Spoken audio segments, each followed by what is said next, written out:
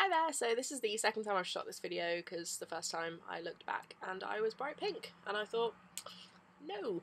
So yeah, I basically just wanted to shoot you guys kind of a hello and an update, I guess, for those who are perceptive of where I am. I'm back in London. I'm on my Easter holidays basically, and I just sort of turned around and went, oh my god, it's been like a year and a bit since I've done my last video, and I just thought I'd say hello. So hello. Yeah.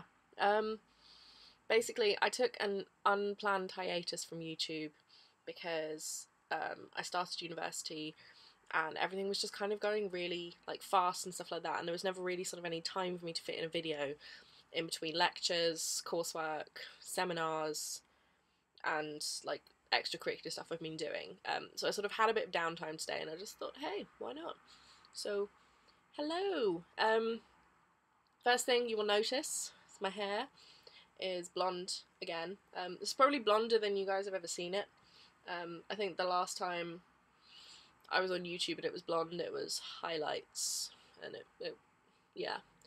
This is me attempting to get to white blonde. It hasn't quite got there yet on some of the bits, but it's getting there. It's getting there. It's taking a while. Since you guys have seen me, I have been ginger. I then went kind of a light brown. I then went really dark brown. I then decided I wanted to be blonde and didn't strip the colour properly and ended up yellow, which wasn't very nice. I then kind of got to white blonde and had multicoloured streaks going through it. So I had like pink and purple and blue and green and red and yellow and orange and a bit of everything really. Actually I had 2 purples in there.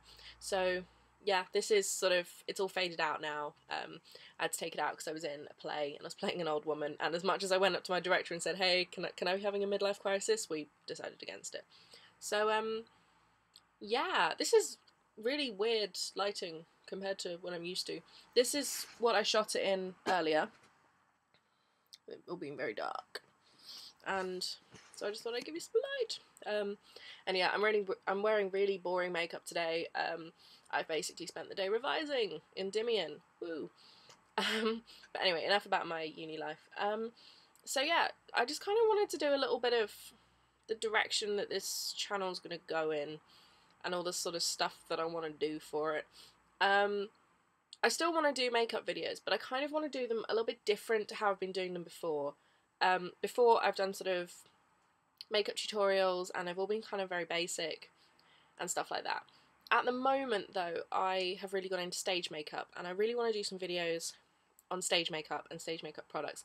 I'm still going to do bog standard makeup and like, you know, sort of looks and things like that. I've actually got quite a few of my friends lined up to do looks on them, so watch this space. There will be looks next term on quite a few of my friends, which will be good because you'll get to see like different face shapes, different eye colours and all that sort of stuff. Yeah, so stage makeup wise, I've done 3 shows this year. Like 3 or 4 shows since you've last seen me, where I've done all the stage makeup pretty much, apart from like the occasional person here and there. And there's been a lot of tips I've picked up, a lot of tricks, and also a lot of like products which I've started to use, which are amazing for stage, which you might not maybe necessarily think of for stage makeup. So I really want to do some videos around that. I also want to do videos around horror makeup. This is like a little love of mine lately. I did the makeup for a production last year, which actually myself and 3 other friends directed, and it was theatre of horror, Grand Guignol, which is kind of what I really want to do the rest of my life in. It's an amazing style that's really overlooked. And yeah, so I sort of did makeup like to make it look like half someone's face had melted off. I won't do a tutorial for that because I did quite a lot. Like I did use a YouTube tutorial for that. I used Peach Relude's exposed face, and then I sort of adapted that to the needs of the character. So if anyone hasn't seen that video, definitely check it out. It's amazing for Halloween makeup. I will pop you a link up here if I find it. But yeah, so I won't do a tutorial on that one because that's complete plagiarism.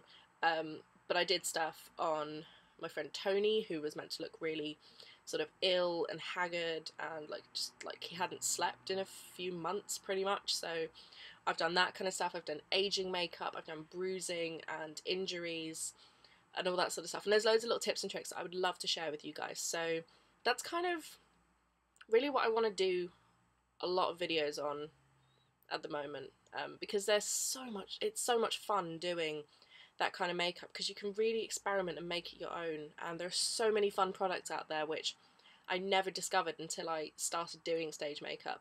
I did a play a couple of weeks ago called As the Last Blossom Falls, and this was written by my housemate, directed by my housemate, and I was in there doing like production managing and the makeup, and someone basically had to look like they had had the shit kicked out of them, if you will pardon my French.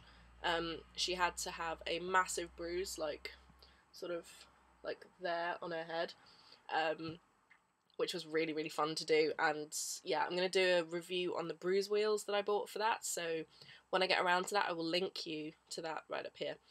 But yeah, so I did that. I also bought some other amazing products which I'll do a big haul, and I'll show you some of the stage stuff that I've got and how it works, and all that sort of stuff. And a lot of stage makeup is actually quite inexpensive. I expected it to be very, very pricey to get into, but the bruise wheels I bought, I think the most expensive one was £12.50, and these are very deep pan products, like they will last for years.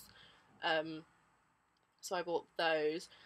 Probably my favourite thing in the world, actually no, there's two things in the world stage makeup wise. One of them is a tear stick. If you go on stage, and like a lot of people, you find it hard to cry on stage. There are, like, you know, there are some people who are, you know, sort of they can do that. They can channel these emotions and they can cry on stage. And I've managed to do it a couple of times, but I can't do it on command. I don't know. I just can't do it. So for people who can't do that, there is a tear stick. It's kind of, it smells like, it looks like a lipstick, and it smells like Vicks, but it's eye safe, and you basically put it sort of right under your eye. You don't touch the waterline with it, because I did that and that is painful. You sort of hit it right like where your eye bags would be. Give it a couple of minutes, fan your eyes a little bit so that the vapours kind of get into your eyes, and it makes you cry, and it looks amazing on stage. And I used it when we did Into the Woods at the Whitstable Playhouse a few weeks ago, maybe a month ago now, and it just worked so well. And that leads me on to my second product, which is blood powder. This stuff is phenomenal. I'll do a proper review of that and the tear stick and sort of show you how to use it, but basically it's a translucent powder that you put on your skin and you add water to it and it turns into fake blood. It is amazing. It's so good for conspicuous wounds when you're doing stage makeup, and we had a little bit of a play around with Into the Woods, and if you know the story, Rapunzel's prince falls from the tower and his eyes are pierced with thorns and he basically becomes blinded, and on the last night the guy who was playing Rapunzel's prince got the blood powder and put it under his eyes, and then got the tear stick and put it underneath it, and he ended up crying blood. It looked so cool. I would say watch out before you do that, because you know, some people's skin's quite sensitive and it might be hard to take it off and blah blah blah blah, but it looked amazing. And I might do that on YouTube just to show you what it looks like. It'll be fun. Tell me what you think below. But yeah, so that's really kind of it. Once I'm back at my house at uni, I'll have all those products there and I can start doing reviews. I've got a couple of them here, but most of them are back there, so I'll try and do one here. I think I've got the bruise wheels.